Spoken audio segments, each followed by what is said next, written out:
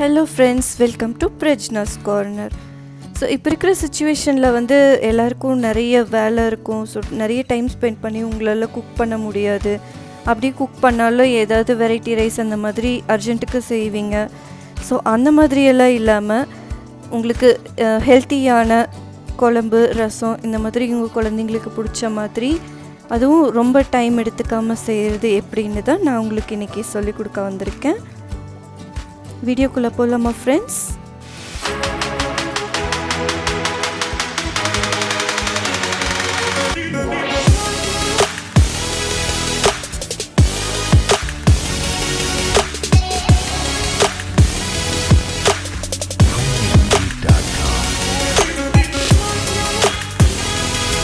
குழம்பு வைக்க என்னென்ன இன்க்ரீடியன்ட்ஸ் வேணுங்கிறத பார்த்துடலாம். அடுத்த ரசத்துக்கும் என்னென்ன இன்க்ரீடியன்ட்ஸ்னு பார்த்துடலாம்.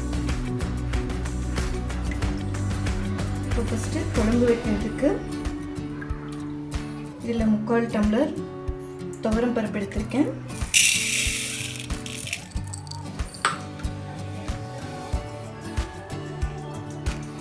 ஒரு 1/4 டீஸ்பூன் மஞ்சள் எடுத்திருக்கேன்.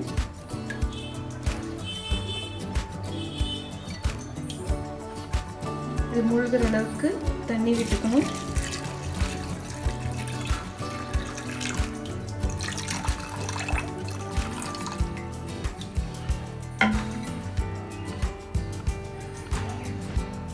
ரெண்டு மீடியம் சைஸ் தக்காளி எடுத்திருக்கேன். நம்ம வந்து ரசமும் ஆல்டர்னேட்டிவாக பண்ணுறதுனால 2 தக்காளி எடுத்திருக்கேன். நீங்கள் ரசம் பண்ணலை அப்படின்னா ஒரு தக்காளி மட்டும் எடுத்துக்கோங்க. இது கூட சேர்த்து லைட்டாக விளக்கெண்ணெய் விட்டுக்கோங்க.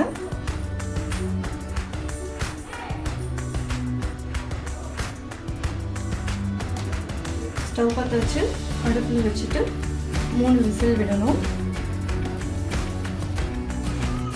ஹை ஃப்ளேமில் இருந்துச்சுன்னா 3 விசிலும், மீடியம் ஃப்ளேமில் இருந்துச்சுன்னா 1 விசிலும் விடணும். விசில் வரட்டும்.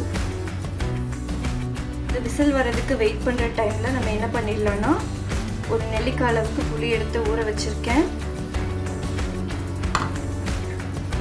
இந்த 1/2 வெங்காயம் போதும் நம்மளுக்கு குழம்பு செய்கிறதுக்கு.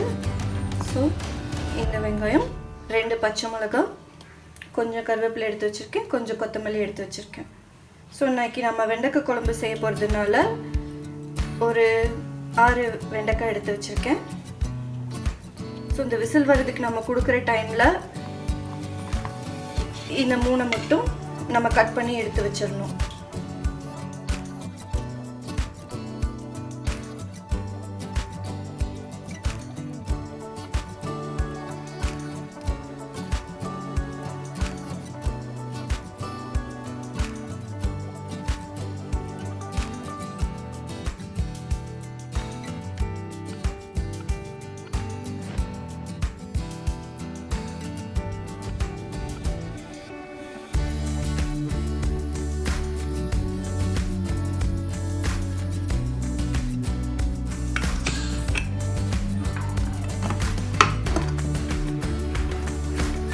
பருப்பும் தக்காளியும் நல்லா வெந்திருக்கு.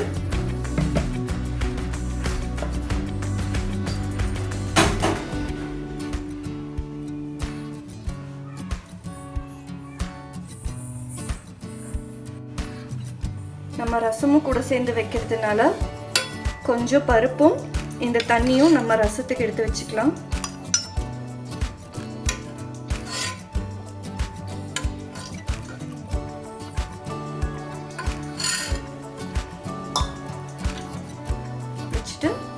இந்த தக்காளியை இன்னொரு பவுலில் மாற்றிக்கலாம்.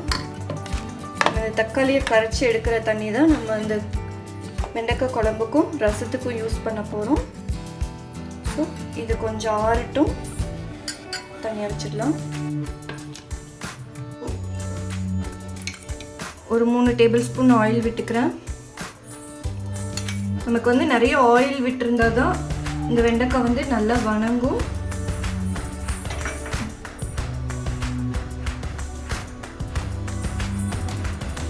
கட் பண்ணி வச்சிருக்கிற வெண்டைக்காய் இதில் போட போகிறேன்.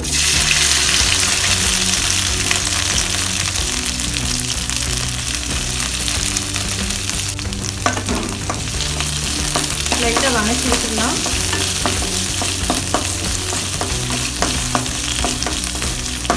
இந்த வெண்டைக்காய் சீக்கிரம் வணங்கணும் அப்படின்னா லைட்டாக அதில் கல் போட்டு சேர்க்கிறேன்.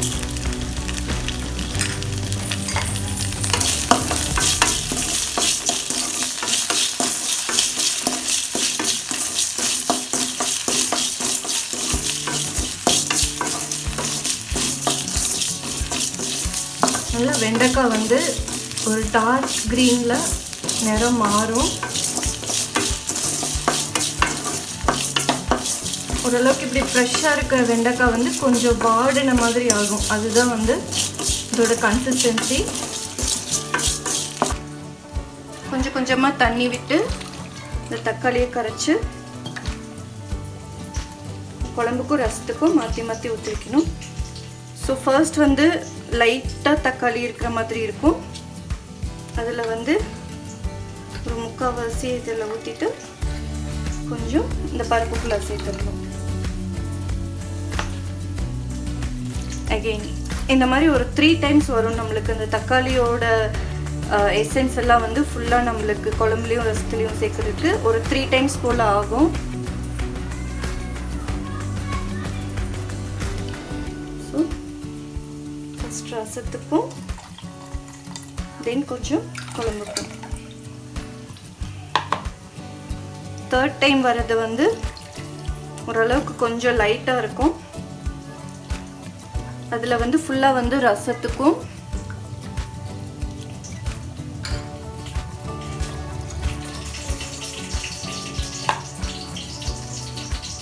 அப்புறம் வந்து ஸ்லைட்டாக தண்ணி ஊற்றிட்டு இந்த தக்காளியோட இதெல்லாம் இருக்கும். ஸோ இந்த தொப்பை இதெல்லாம் எடுத்துடணும். இந்த தக்காளியோட முடிச்சு கூட நம்மளுக்கு வந்து கொஞ்சம் குழம்புக்கு வந்து டிஸ்டர்பன்ஸாக தான் இருக்கும். அதையும் கொஞ்சம் எடுத்துட்டோம்னா ஸோ இந்த மாதிரி ஒரு கன்சிஸ்டன்சி வரும். இதை வந்து அப்படியே குழம்பு கூட சேர்த்துடணும்.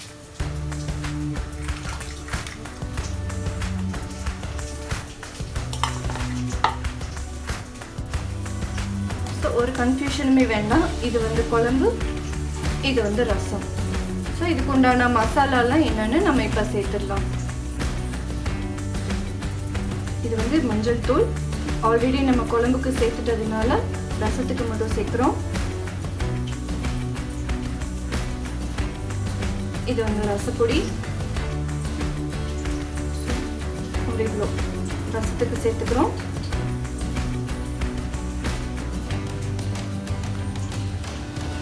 தென் இது வந்து சாம்பார் பொடி. இதில் என்ன பண்ணுறோன்னா ஒரு ஸ்பூன் வந்து குழம்புல சேர்க்குறோம். தென் அரை ஸ்பூன் வந்து நம்ம ரசத்தில் சேர்க்குறோம். ஸோ இதுதான் நம்மளோட ரசத்துக்கு வர சீக்ரெட் ஒரு இன்க்ரீடியண்ட். இது மோஸ்ட்லி யாருமே வந்து குழம்புக்கு போடுறது சரி, ரசத்துக்கு யாருமே சாம்பார் தூள் போட மாட்டாங்க. பட் நம்ம போட்டோம்னா டேஸ்ட் இன்னும் ரொம்பவே நல்லாயிருக்கும்.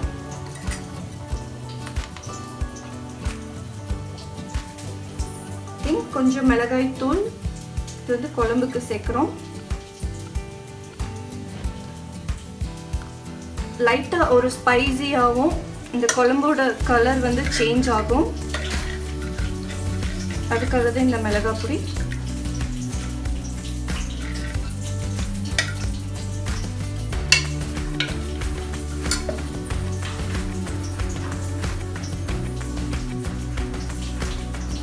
டைமில் என்ன பண்ணுறோன்னா பெருங்காயத்தூள் ரசத்துக்கு கொஞ்சமாக போடுறோம். அவ்வளோதான். கொஞ்சமாக கல்லுப்பு சேர்த்துக்கலாம் ரசத்துக்கு. குழம்புக்கு வந்து ஆல்ரெடி நம்ம வெண்டைக்காயை வணக்கும் போது சேர்த்ததுனால குழம்பு சேர்த்ததுக்கப்புறம் நம்ம டேஸ்ட் பார்த்துட்டு அப்புறமா அதில் வந்து உப்பு போட்டுக்கலாம். இல்லைன்னா உப்பு ஜாஸ்தி ஆயிடுச்சுன்னா நல்லா இருக்காது. நல்லா கலந்து விட்டுக்கோங்க.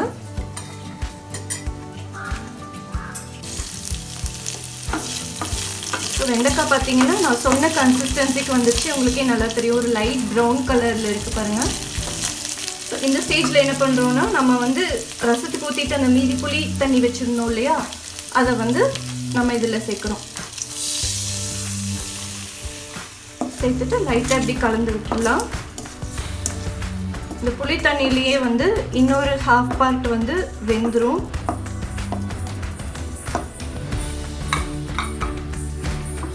ஸோ இது வேகிறதுக்கு வெயிட் பண்ணலாம். லைட்டாக வேகிற கேப்பில் நம்ம என்ன பண்ணலாம்னா ரசத்துக்கு உண்டான ஒரு மசாலாவை ரெடி பண்ணிடலாம். ஒரு மிக்ஸி ஜாரில் வந்து கொஞ்சமாக கருவேப்பிலை எடுத்துக்கோங்க, கொஞ்சம் சீரகம்,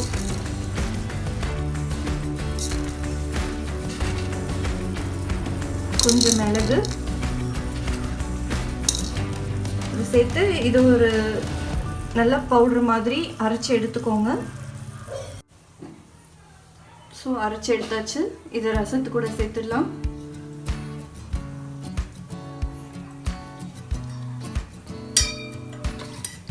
சேர்த்து ஓரளவுக்கு வெண்டைக்காய் வந்து இதில் வெந்துருச்சு. இந்த புளியோட எசன்ஸ் எல்லாம் வெண்டைக்காயில் இறங்கிடுச்சு. ஸோ இந்த டைமில் நம்ம என்ன பண்ணலான்னா நம்ம எடுத்து வச்சுருக்கோம்ல அந்த பருப்பு மிக்சரை வந்து இதில் நம்ம சேர்த்துடலாம்.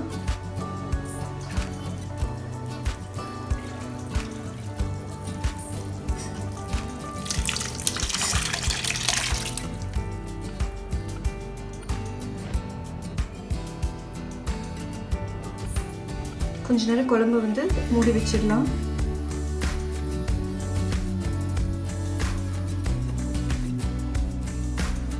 ஸோ மீதம் இருக்கிற அந்த வெண்டைக்காயும் வெந்துடும். நம்மளுக்கு இந்த பருப்புக்கு உண்டான எசன்ஸு, இந்த குழம்புக்கு உண்டான வேகிறதுக்கு உண்டான டைமை வந்து நம்ம கொடுக்குறோம். க்ளோஸ் பண்ணி வச்சிடலாம்.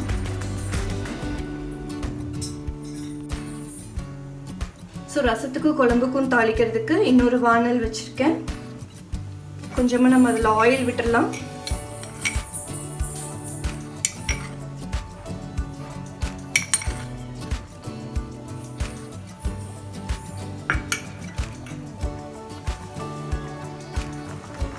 ஸோ ஒரு சைட் பார்த்தீங்கன்னா இங்கே எண்ணெயும் காஞ்சிருச்சு, இந்த பக்கம் வந்து குழம்பும் கொதிச்சிருச்சு. ஸோ குழம்பு ரசத்தோட ஃபைனல் ஸ்டேஜுக்கு வந்துட்டோம். கொஞ்சமாக கடுகு சேர்த்துக்கலாம் எண்ணெயில்.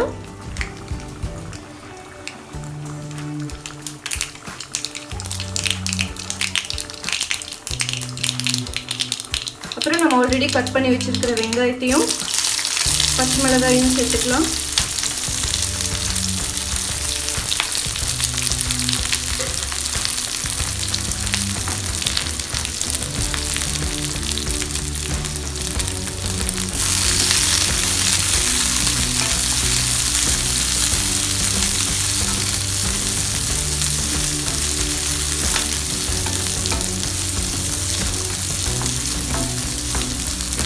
இந்த குழம்பு ரசம் ரெண்டையுமே சேர்த்து நீங்கள் செய்கிறதுக்கு வந்து 1/2 அன் ஹவர் தான் ஆகும்.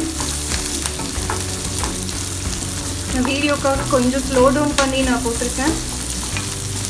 பட் இந்த ப்ராசஸை வந்து புரிஞ்சுக்கிட்டு நீங்கள் செஞ்சீங்கன்னா மேக்ஸிமம் 1/2 அன் ஹவர் மட்டும்தான் ஆகும்.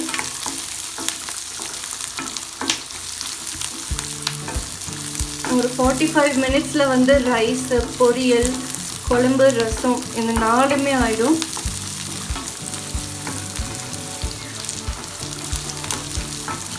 ஒன்றும் இல்லை, இந்த ப்ரொசீஜர் தான் வந்து எந்த இன்க்ரீடியண்ட்டுக்கு அப்புறம் நம்ம எந்த இன்க்ரீடியண்ட்டை சேர்க்கணும், அதோட கன்சிஸ்டன்சி, அதோட டைமிங், இது மட்டும்தான் நம்மளுக்கு வந்து குக்கிங்கில் முக்கியம். குக்கிங் வந்து ரொம்ப வந்து கஷ்டமானது அப்படிங்கிறதுலாம் இல்லை. நான் ஆல்ரெடி வந்து எங்கள் அம்மா 2 டைம் குழம்பு செஞ்சது மட்டும் நான் பார்த்துருக்கேன். அதுக்கப்புறம் நானே இதை வந்து ட்ரை பண்ணது தான். ஸோ ஓரளவுக்கு வெங்காயம் வந்து லைட்டாக ப்ரௌன் கலர் ஆனதுமே என்ன பண்ணணும்னா இதை வந்து குழம்புல சேர்த்துடணும். இதை அப்படியே எடுத்துட்டு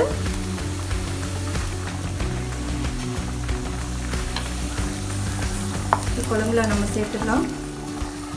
கொஞ்சம் வெங்காயத்தை மட்டும் நம்ம இதுலேயே லீவ் அவுட் பண்ணிடணும்.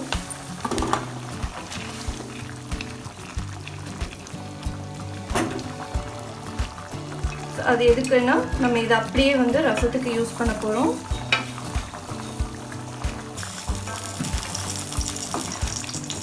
குழம்பு வந்து மோஸ்ட் ப்ராபப்ளி ரெடி ஆயிடுச்சு.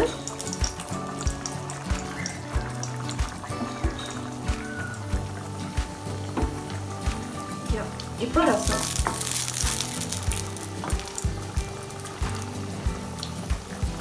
நம்ம ஆல்ரெடி என்னெல்லாம் சேர்க்கணுமோ எல்லாத்தையுமே சேர்த்து ரசத்துக்கு கலக்கி வச்சுருக்கோம் இல்லையா, அதை வந்து நம்ம அப்படியே இதில் வந்து கொட்டிடலாம்.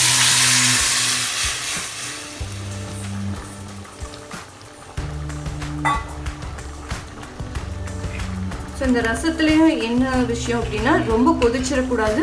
லைட்டாக சைடெல்லாம் நுரக்கட்டி வந்துச்சுன்னா நம்ம ரசம் வந்து ரெடி ஆயிடுச்சு. வந்து குழம்பு முடிஞ்சிச்சு. நம்ம என்ன பண்ணலான்னா ஃபைனலாக கொஞ்சம் கருவேப்பிலை, நம்ம எடுத்து வச்சிருந்த கொத்தமல்லியில் பாதி குழம்புக்கும் பாதி வந்து ரசத்துக்கும் நம்ம போட்டுடலாம். குழம்பு முடிஞ்சிச்சு.